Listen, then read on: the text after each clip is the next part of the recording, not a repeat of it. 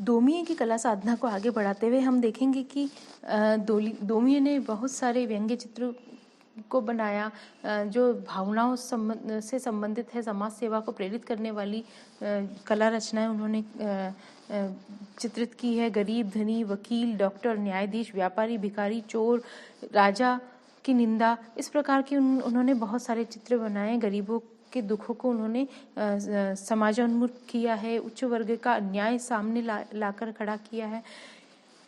इस प्रकार के व्यंग्यात्मक चित्र उन्होंने बनाए थे। बताया था कि उन्होंने जो पत्रिका में एक व्यंग्य चित्र बनाया था जिसमें राजा की निंदा की थी, उस पे उनको जेल भी हुई थी। इस प्रकार के उनके जो चित्र थे वो बड़े डिफरेंट टाइप के थे कि पेपर में किंग लुई को जनता का पैसा हजम करते हुए बनाया था। ये बड़ा रोचक चित्र है। इस प्रकार का कार्टून इमेजिनेशन उस वक्त या उस समाज में या उस जब ये डोमिये अपना काम कर रहे थे उस वक्त बहुत बड़ी चीज़ मानी जाती थी। इसमें उन्होंने बहुत बड़ा साइज़ का मोटा इंसान बनाया है और जनता बहुत शोषित और दमित दिखाई दे रही है। ऐसे चित्र पे उनको पॉलिटिकल जो कार्टून्स थे उसको बनाने पे उन पे रोक भी लग गई थी। इसी प्रकार का उन्होंने बहुत सारे प्रभावशाली अपीलिंग जो वर्क हैं वो बनाए थे कि जो जनता पर सीधा प्रभाव डालते थे। पॉलिटिकल एक्ट के प्रति उनको प्रेरणा भी मिली थी। छोटे लोगों को जैसे एक इंसिडेंट है उनके चित्र का कि छोटे लोगों को गार्ड ने शूट कर दिया था, वो भी घर में जाकर। तो ऐसे इनोसेंट लोग थे, उनके प्रति इनकी सिंपैथी दिखाई देती है। दोनों में ही इन्होंने अन्याय के खिलाफ आवाज़ उठाई है। गोया और डोमिये दोनों ही मिलते जुलते कलाकार हम इस मामले में कह सकते हैं, क्योंकि ये दोनों वर्क ड्राइंग की स्ट्रेंथ को, ह्यूमन बॉडी की जो पकड़ है उसको बताती है। हम देखते हैं कि डोमिये में जन्मजात विशेषता थी कि कुछ अचीव करना है, स्किल उनके पास थी। बस उन्होंने अपने कौशल का नमूना सबके सामने चित्रों के माध्यम से प्रस्तुत किया है।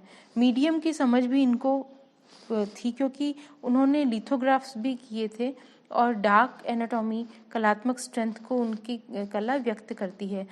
हम उनको इसी आधार पर गोया से कंपेयर भी कर सकते हैं इनजस्टिस एंड इंटेलिटी से, जिसमें टेक्निक, लाइन, इस प्रकार का जो कॉम्पोजिशन है वो सब उनके चित्रों में देखने को मिलता है। सशक्त उसको इन्होंने व्यक्त किया है।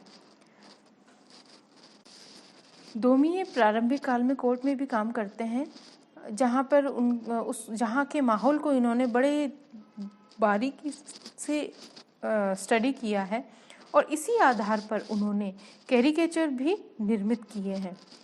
कैरिकेचर एक तरह से उनके प्रयोगात्मक चित्र हैं जिसमें हम देखेंगे कि एक एक चेहरे अलग ही मनोवैज्ञानिक हाव भाव के साथ में आंतरिक जो व्यक्तित्व है उसको दिखाते हुए उनके चेहरे देखने को मिलते हैं, जिसमें हम देखते हैं कि जजों का हम उनकी चाल ढाल से हम पता कर सकते हैं। वकीलों की चालबाजी जो क्लाइंट से वे करते थे, या फिर क्लाइंट्स की दयनीय अवस्था जो कि शोषित हैं वकीलों के दबाव के कारण, ऐसे हाव भाव, बोल्डनेस उनके कामों में आप देख सकते हैं।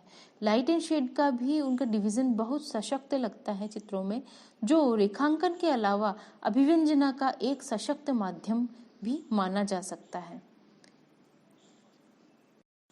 डोमिये ने लिथोग्राफ्स बड़ी संख्या में किए थे, जिसमें रॉबर्ट मैकरे का कैरेक्टर इन्होंने डेवलप किया था, जिन्होंने समाज में व्याप्त बुराइयों को बताया एक प्रतीकात्मक रूप में।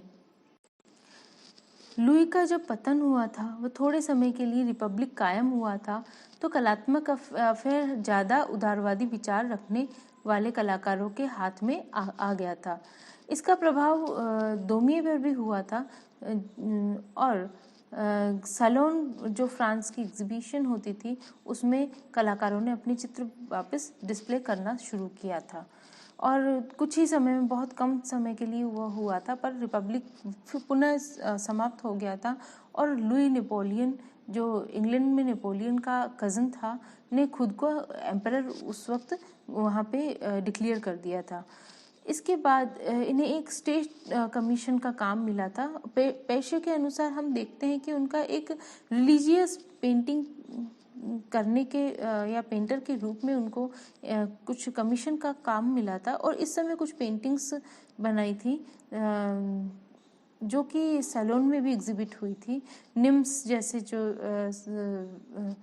सटायर वाले चित्र हैं, इस प्रकार के चित्र भी उनके एग्जिबिट हुए थे। पर हम देखते हैं कि एग्जीबिशन तो हो गई, पर उनके काम करने के तरीके आर्ट क्रिटिक्स को पसंद भी नहीं आए थे और ख़ास बात यह है कि उन्होंने काम को बदला नहीं। जितना भी क्रिटिसाइज उनका काम हुआ है, पर उन्होंने अपने काम को बिल्कुल भी नहीं बदला और उसी तरीके से वे काम कर रहे थे। गरीबी के मारे उनके पास पैसे नहीं थे और इसलिए वे सस्ते प्रिंट्स भी करते थे। कोरो एक कलाकार जो कि यथार्थवादी कलाकार थे। कोरो ने कॉलेज में घर दिया था और यूनियन ने उनको दफनाने तक का भी खर्चा दिया था, यानी उनके पास इतनी गरीबी थी। पर हम देखते हैं कि उनके जो प्रिंट्स हैं, कैरिकेचर्स हैं, वो सोशल और पॉलिटिकल रहे। रंग की बात करते तो उन्होंने वाटर कलर में भी काम किया है, तो ऑयल कलर में भी काम किया है और स्पॉन्टेनियस जो इफ़ेक्ट है वो उनको काम में हम देखते हैं। इस दौर में गुस्ताव कुर्बे, दिलाकराज, जेरिको काम कर रहे थे और मिले कोरो दोमिये से इन्फ्लुएंस्ड आर्टिस्ट रहे थे। कंटेम्प्रेरी कलाकारों से ये थोड़े से अलग थे।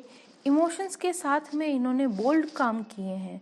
इन्होंने कुछ स्कल्पचर्स भी बनाए हैं, वो बड़े उम्दा तरीके के हैं, क्योंकि इससे पहले हम ग्रीक स्कल्पचर जो ट्रेंड है तब से लेकर रोमन से पहुँचते पहुँचते जितने भी स्कल्पचर बर्निनी तक आते आते जितने भी स्कल्पचर आर्टिस्ट हैं उनके स्कल्पचर्स देखेंगे और दोमिये के स्कल्पचर्स देखेंगे तो उसमें हम दिन और रात का अंतर हम पाएंगे, क्योंकि इनके स्कल्पचर्स भी बोल्ड वर्क में हम देखने को मिलेंगे। जैसा कि इनकी रुचि थी, वे बड़ा एक्सक्लूसिव काम करते थे। जिसका भी पोर्ट्रेट बनाया उसमें उसकी फीलिंग डालते थे, उसका कैरेक्टर डालते थे और उसी के साथ एनाटॉमिकल डिटेल उसके अंदर वो सरफेस की क्वालिटी के साथ में उस स्कल्पचर में डाल देते थे। ये बहुत बड़ी उनकी उपलब्धि थी।